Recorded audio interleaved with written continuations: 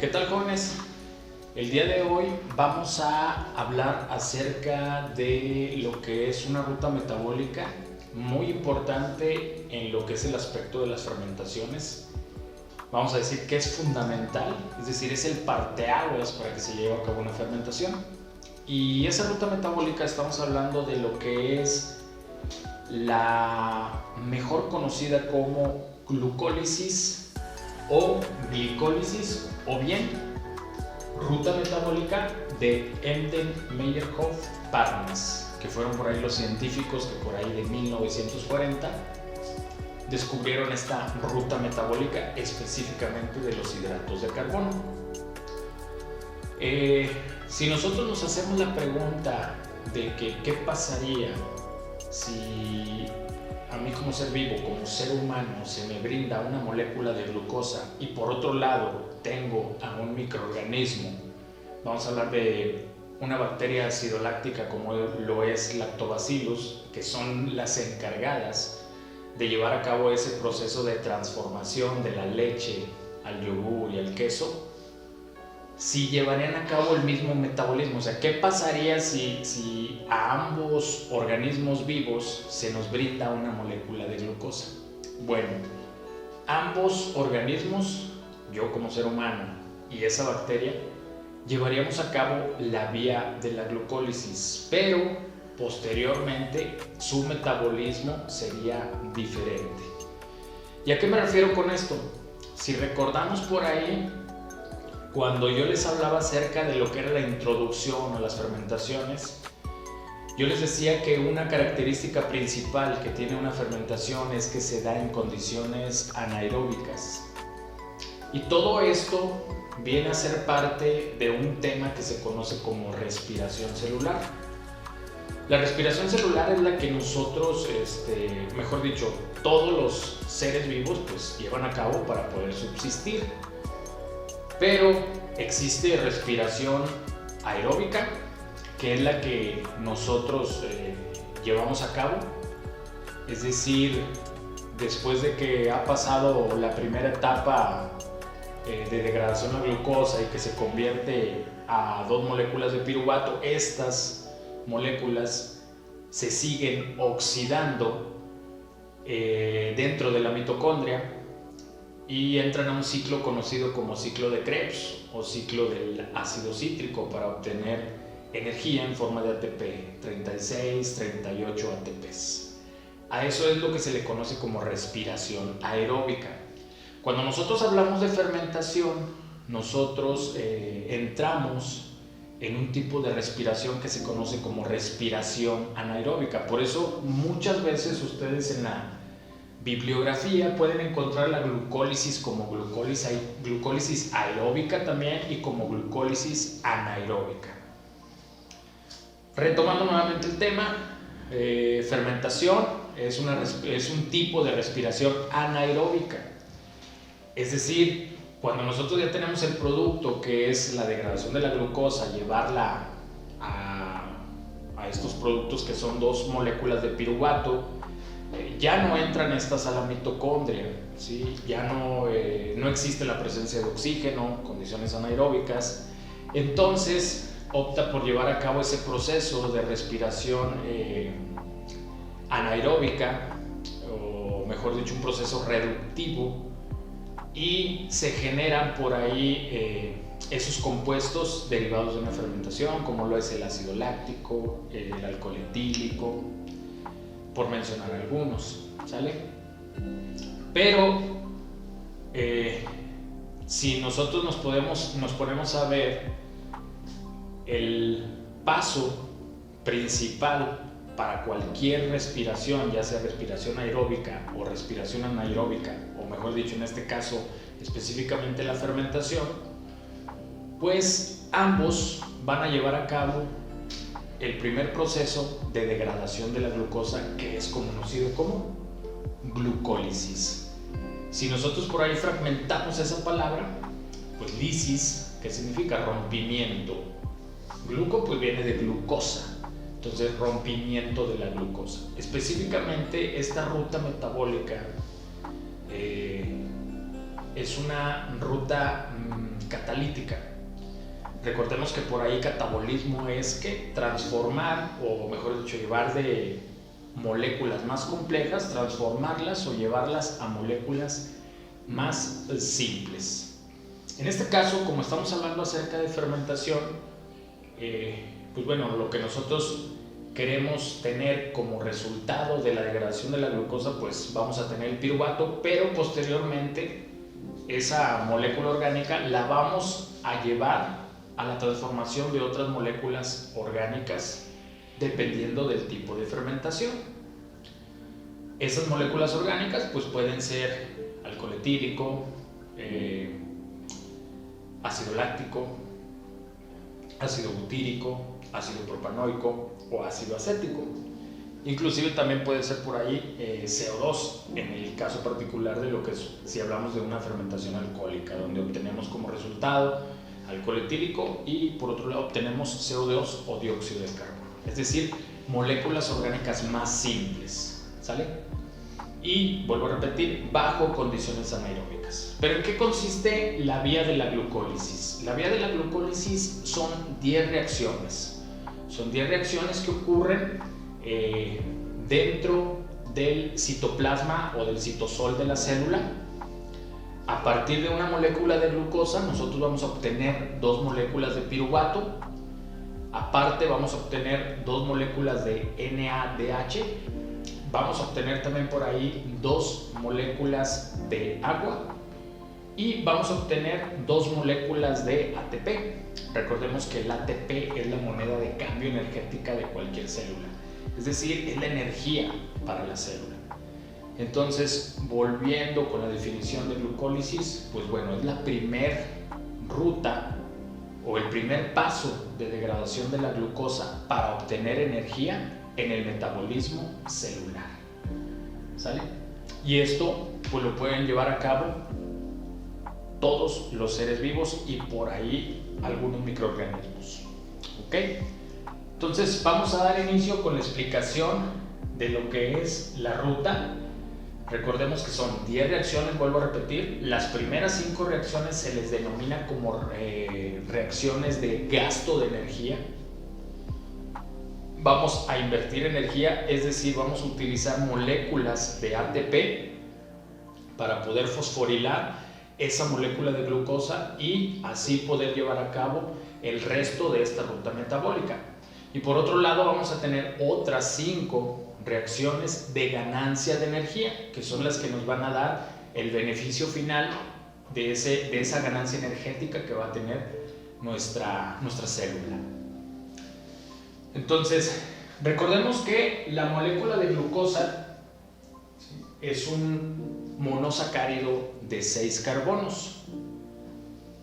Esto, al momento nosotros de decir de manera general que la glucólisis es la degradación de la glucosa, al finalizar nosotros vamos a tener 2 moléculas de piruvato, que son 2 moléculas de 3 carbonos. Es decir, vamos a pasar de una molécula que tiene 6 carbonos en su estructura a a 2 moléculas de 3 carbonos en su estructura. La glucosa entra a la célula y dentro de la célula existen una serie de complejos enzimáticos, enzimas, cofactores enzimáticos. Recordemos que una enzima son catalizadores biológicos que aceleran las reacciones bioquímicas que ocurren dentro de un organismo. En este caso, la primer enzima que va a intervenir es la llamada hexoquinasa y va a utilizar un cofactor como lo es el magnesio, es decir, un ayudante. Ese cofactor, pues acuérdense que es de carácter no proteico, que está unido a una enzima para poderle darle actividad a esa enzima, hacerla catalítica. Cuando nosotros hablamos en general de enzimas quinasas, o a veces en la literatura vienen también como sinasas, estas moléculas lo que nos van a hacer es, o bien van a fosforilar una molécula o la van a desfosforilar, es decir, van a agregar o van a quitar grupos fosfato. Ese grupo fosfato, ¿de dónde va a surgir? Va a surgir de una molécula de ATP. Es decir, esta glucosa, por medio de esta enzima hexoquinasa, se va a fosforilar. ¿En qué lugar se va a fosforilar? Vamos a tener ahora, como resultado de esta primera reacción, vamos a tener la glucosa 6-fosfato. Este grupo fosfato que fue donado por este ATP entra en forma de ATP y sale en forma de ADP, es decir, adenosín trifosfato. En su estructura hay 3 fosfatos. Al donarle un grupo fosfato a esta molécula de glucosa, se convierte en adenosín difosfato, es decir, perdió un grupo fosfato que fue el que le donó a esa molécula de glucosa. ¿Dónde se va a acomodar ese grupo fosfato? Se va a acomodar en el carbono número 6. Por eso ahora nosotros tenemos esta molécula que se llama glucosa 6-fosfato. Esta primera reacción que ocurre es una reacción, se le conoce como irreversible. Es decir, cuando la glucosa entró ya a la célula y fue detectada por esa enzima y ocurre ese cambio o esa fosforilación, ya esta molécula ya no puede salir de la célula, es decir, ya no se puede echar para atrás. Ahora sí ya tiene que seguir el proceso de glucólisis. En la segunda reacción, nosotros vamos a utilizar una enzima llamada fosfohexosa isomerasa. Las enzimas isomerasas, ¿qué es lo que hacen? Bueno, únicamente lo que hacen es un reacomodo de los átomos que existen en esta estructura. Vamos a pasar de glucosa 6-fosfato, vamos a pasar a un isómero que es la fructosa 6-fosfato. Es decir, si nosotros contamos los átomos que están en esta fructosa como en esta glucosa, van a ser exactamente los mismos, por eso se les llama isómeros. Acuérdense, un isómero es aquel que tiene la misma fórmula molecular, pero diferente estructura. Y al tener diferente estructura, pues sus propiedades físicas, químicas, lo hacen totalmente diferente, es decir, cambian, son diferentes y son compuestos diferentes. ¿Sí? Entonces aquí lo único que ocurrió mediante esta enzima isomerasa es un reacomodo de los átomos, obteniendo ahora lo que es la fructosa 6-fosfato. Viene enseguida otra enzima que es conocida como fosfofructoquinasa en la reacción número 3. Tenemos la terminación quinasa que habíamos dicho, es aquella que quita o pone grupos fosfato. ¿De dónde va a provenir ese grupo fosfato que vamos a añadir? Otra vez de una molécula de ATP. Ese ATP entra en forma de ATP, sale en forma de ADP y vamos a tener como resultado la fructosa 1,6-bisfosfato. Es decir, vamos a tener un grupo fosfato que se había añadido en un principio a la glucosa, en el carbono número 6, y ahora a esta fructosa estamos añadiendo un grupo fosfato, ¿pero en qué carbono? En el carbono número 1. Esta molécula es muy inestable, ¿sí? Entonces, al momento de ser tan inestable, lo que va a hacer es que va a llegar otra enzima, esta enzima conocida como aldolasa en la reacción número 4, y esta enzima lo que va a hacer es una escisión, es decir, va a romper esta molécula, la va a romper en dos moleculitas más pequeñas, cada una de 3 carbonos. Nada más me gustaría aclarar una cosa aquí. Cuando nosotros vemos el nombre fructosa 1,6-bisfosfato, bis significa que el grupo fosfato están en diferente carbono, para que no se vayan a confundir, porque a veces la bibliografía lo menciona como difosfato, y difosfato se utiliza ese prefijo di cuando los grupos fosfato están en el mismo carbono, ¿sí? Entonces, cuando están en diferente carbono se utiliza el prefijo bis, ¿sale? Bueno, eso nada más hay como para una notita que ustedes tengan en cuenta. Ya que actuó esta enzima aldolasa que rompió a esta molécula, vamos a obtener 2 productos. Por un lado, vamos a tener al gliceraldehído 3-fosfato y por otro lado, vamos a tener a un compuesto que se conoce como dihidroxiacetona fosfato. Este que está aquí, el gliceraldehído 3-fosfato, este es un compuesto que es muy apetecible para la célula, es decir, es el único que puede continuar con la vía de la glucólisis. Este que está aquí, que es la de dihidroxiacetona fosfato, ese se desvía, se puede desviar hacia otra ruta metabólica, hacia la ruta metabólica de los lípidos, y eso no lo queremos nosotros. Entonces, ¿qué ocurre ahí? Inmediatamente viene en la reacción número 5 una enzima isomerasa, mejor conocida como triosa fosfato isomerasa, y esta molécula dihidroxiacetona fosfato hace un arreglo en sus átomos y la transforma en otra molécula de gliceraldehído 3-fosfato, que es lo que ocurrió aquí en la reacción número 5. ¿Sale? Hasta esta reacción, la número 5 es la que nosotros conocemos como reacciones, o son las primeras 5 reacciones de la glucólisis, y que son conocidas como de gasto energético. ¿Y por qué? Vayamos a la reacción número 1. Utilizamos una molécula de ATP, ¿sí? En esta reacción número 1 utilizamos una molécula de ATP. Entonces ahí llevamos un gasto energético, una molécula de ATP. Si nos vamos a la reacción número 3, tenemos la segunda molécula de ATP, es decir, ya llevamos 2 moléculas de ATP gastadas. Esas nos sirvieron ¿para qué? Para fosforilar las moléculas correspondientes. Por un lado, a la glucosa 6-fosfato para impedirle que salga de la célula y que así se vea obligada a continuar con la vía de la glucólisis. Y por otro lado, fosforilar lo que es la molécula de la fructosa. ¿Sí? Entonces, hasta aquí, hasta la reacción número 5, es donde tenemos eso conocido como gasto energético. Se invirtió energía. ¿En forma de qué? De ATP. ¿Cuántos ATPs? 2. ¿Sale?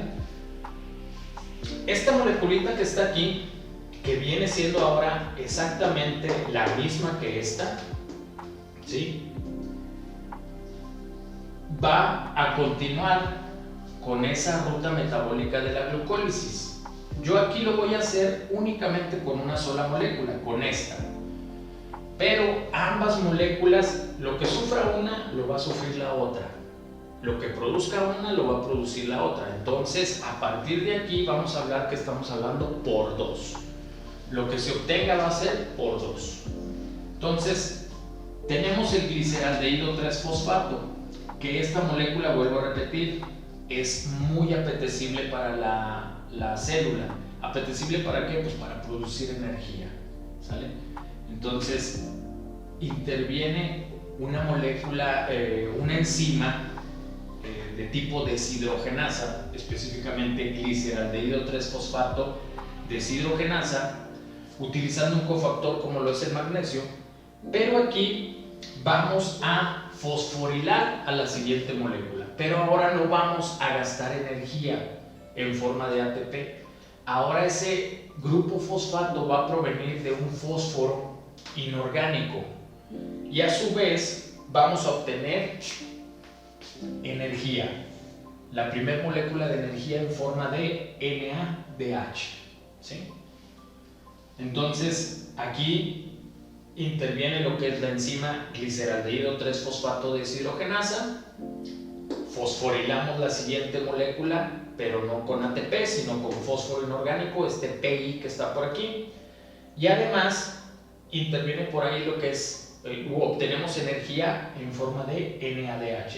Entra a la célula en forma de NAD y sale en forma de NADH, ¿sí? Es decir, protonado, ¿sí? Y eso es característico de tener energía también, aparte del ATP. Entonces, ahora vamos a tener una molécula que se llama 1,3-bisfosfoglicerato, ¿sí? Fosforilamos, teníamos un fósforo en el grupo, en el carbono número 3, ahora tenemos otro fósforo en el otro grupo fosfato, perdón, en el carbono número 1. ¿Qué va a pasar ahora? Vamos ahora sí a quitar energía de esta molécula.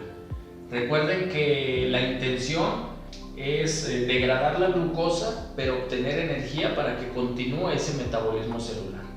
Y aquí, entonces, lo que vamos a hacer con esta molécula es que esta moleculita nos va a brindar la primer molécula de energía.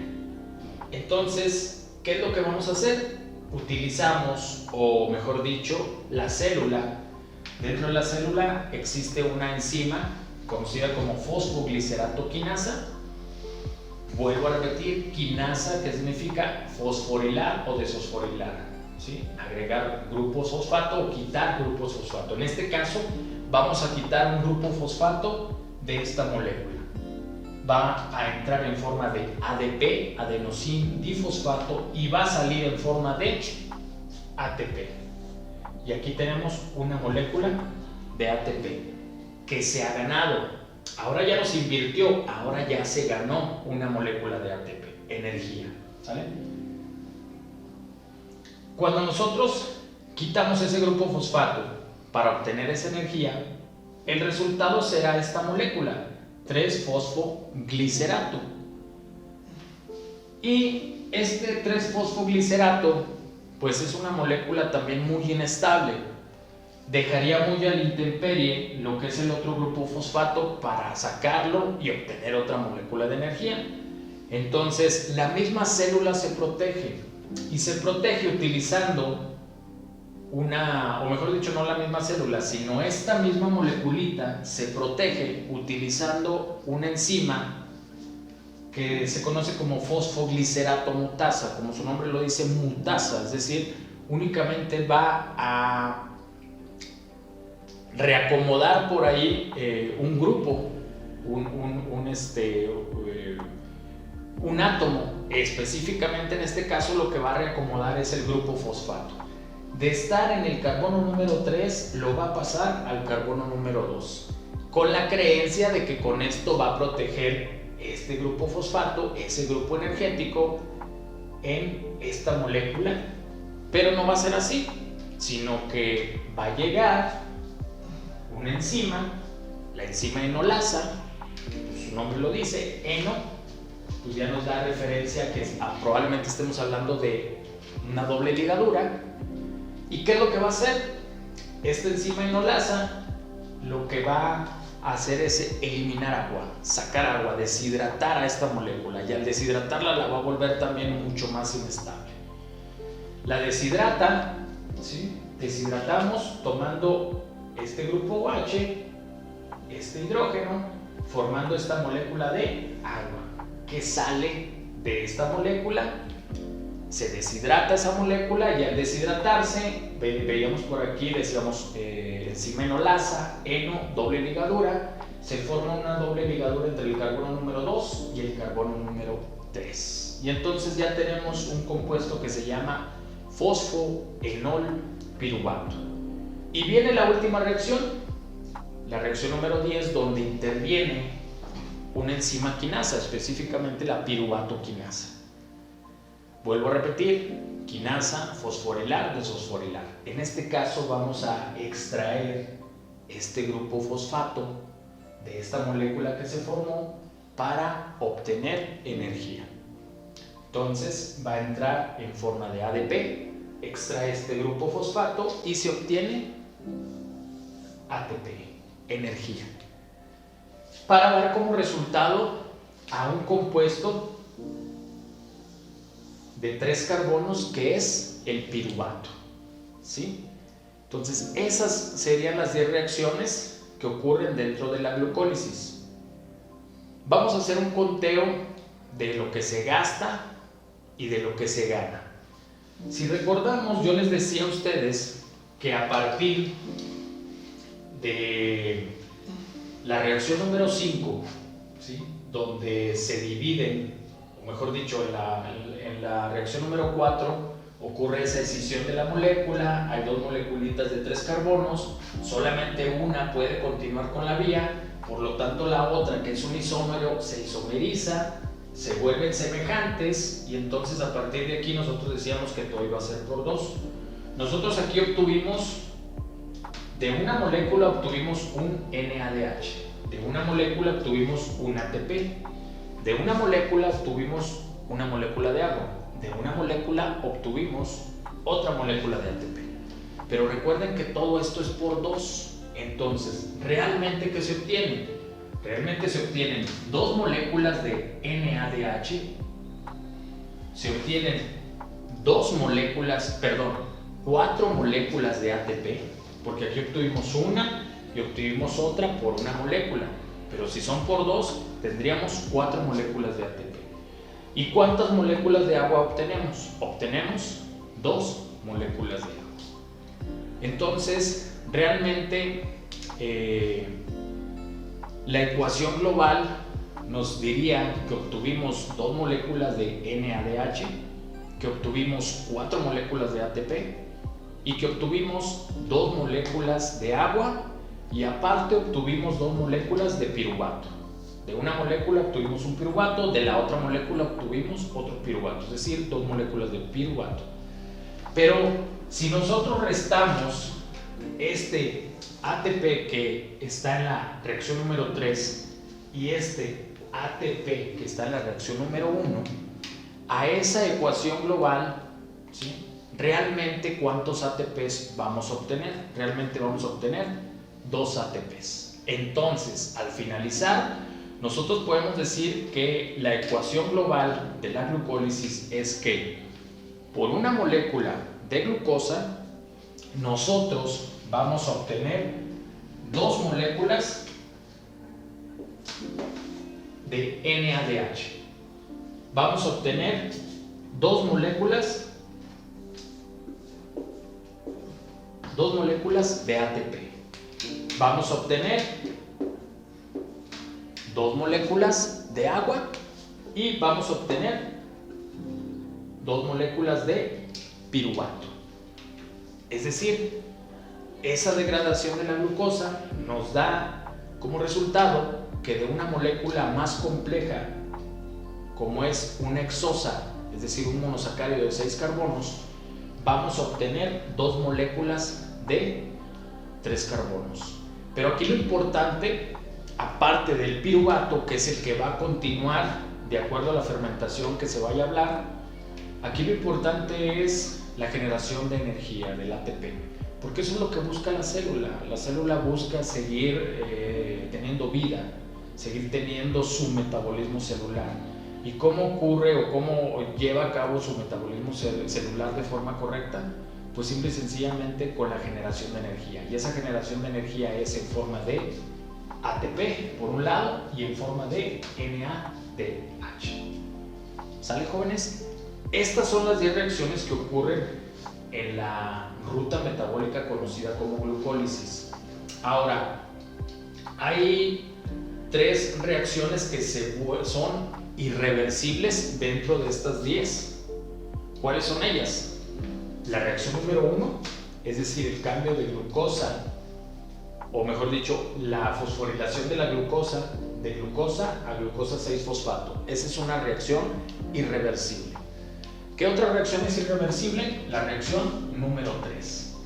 La reacción número 3, donde se forma a partir de fructosa 6-fosfato, se forma una molécula inestable como la fructosa 1,6-bifosfato, ¿sí? Esta también es una reacción irreversible. Y la última reacción irreversible es la reacción número 10. Pasar de fosfenolpiruvato a obtener, en este caso, el producto de interés, que es el piruvato. Estas 3 son las reacciones irreversibles. El resto son reacciones reversibles. Por eso, si ustedes se fijan, aquí nada más tengo la flecha direccionada de izquierda a derecha. Y en estas, que les llamo yo, bueno, que se les conoce como reversibles, la dirección de las flechas está en ambos sentidos. Eso nos indica esas formas que adquieren las flechas dentro de una reacción química, o en este caso de una reacción bioquímica. Ahora, ¿hay regulación de la glucólisis? Sí. Cuando la célula tiene mucho ATP y que no necesita tanta energía para llevar a cabo su metabolismo celular, la misma célula manda una señal, y la principal enzima que es la reguladora de esta vía glucolítica, es la enzima que participa en la reacción número 3, la fosfofructoquinasa. Esta es una enzima que por medio de una señal, la célula le puede enviar esa señal diciéndole: sabes que ya no produzcas más ATP, ya tengo suficiente ATP dentro de la célula, o sea, dentro de mi célula hay muchísimo ATP, entonces ya no produzcas, detén la vía. Entonces esta es la encargada de que por medio de ese volumen de ATP que hay dentro de la célula o que disminuye dentro de la célula, es el encargado de darle la señal a la célula, a esta enzima, para decirle: produce más energía, ATP. O sabes qué, detén la producción de ATP porque hay suficiente ATP, hay suficiente energía dentro de la célula. O bien, cuando por ahí los niveles bajan de energía de ATP, entonces la célula le manda una señal y esta enzima se activa, ¿sí? Y entonces empieza el proceso de glucólisis. Pero esta puede detener ese proceso. Ahora, cuando veamos los diferentes tipos de fermentaciones, van a ver que, por ejemplo, para la fermentación láctica, pues se utilizan los azúcares de la leche, específicamente lo que es el azúcar de la leche, que es la lactosa, que está compuesto es un disacárido compuesto de 2 monosacáridos, como lo son la glucosa y la galactosa. Entonces ustedes me pueden decir: ¿entonces la galactosa no entra en esta vía de la glucólisis? Sí, lo que son galactosa, la sacarosa como disacárido, la manosa, entran dentro de esta vía de la glucólisis en ciertos pasos. Es decir, en esos pasos se les conoce como reacciones intermediarias o sustratos intermediarios, donde pueden adaptarse ese tipo de monosacáridos o disacáridos para poder llevar a cabo la producción de nuestros compuestos de interés, que en este caso viene siendo el piruvato. Recordemos nada más que esta vía jamás mencioné oxígeno, oxigenación, nada por el estilo, que significa que es una vía completamente anaeróbica. Y por eso les ponía yo el ejemplo de que qué pasa si a mí o a las células de un ser humano se le brinda una molécula de glucosa y a las células de un microorganismo se le brinda otra molécula de glucosa. ¿Qué pasa con ese metabolismo? Bueno, el metabolismo de la glucólisis va a ser igual, son los mismos pasos, ¿sí? Lo único que va por ahí cambiar tal vez sea ya después hacia dónde pasa este piruvato. En el caso de nosotros los hombres, los seres humanos, ¿sí?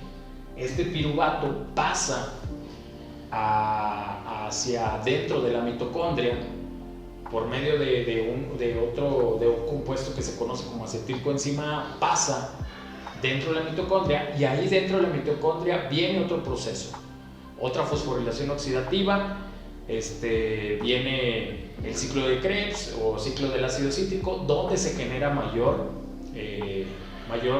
hay mayor producción de ATPs, 36, 38, 34, de 34 a 38 ATPs. Pero eso, recordemos que es cuando estamos hablando de una respiración aeróbica. En el caso de la fermentación, como es todo bajo condiciones anaeróbicas, este piruvato no entra a la mitocondria, se desvía hacia una ruta reductora, ¿sí? Y entonces ahí ya obtenemos lo que normalmente conocemos como lactato, alcohol etílico, CO2, ácido acético, ácido butírico, ácido propanoico, dependiendo del tipo de fermentación que nosotros estemos llevando a cabo. Espero que les haya quedado claro lo que es la vía de la glucólisis. Es el parteaguas para todas las fermentaciones que nosotros vamos a ver. Siempre lo vamos a estar mencionando, tal vez ya lo vamos a estar mencionando de manera resumida, pero sí me interesaría que ustedes, tal vez no aprenderse de memoria todo esto, sino saber que en ese proceso que muchas veces se ve ejemplificado de forma muy simple y muy sencilla en la literatura, con una reacción global de lo que es la glucólisis, saber ustedes que para que todo ese proceso ocurra son necesarias 10 reacciones. ¿Dónde ocurre? Vuelvo a repetir, Esto de la glucólisis ocurre en el citosol o citoplasma de la célula, es decir, fuera de la mitocondria. ¿Ok? Entonces, espero que haya quedado claro. Si no, ya saben ustedes que cualquier duda o comentario, pues deposítenos ahí en la barra de comentarios del canal.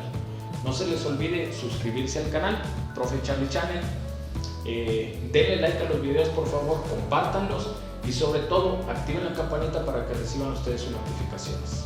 Nos vemos pronto, jóvenes, y este es el tema del día de hoy, la ruta metabólica conocida como glucólisis.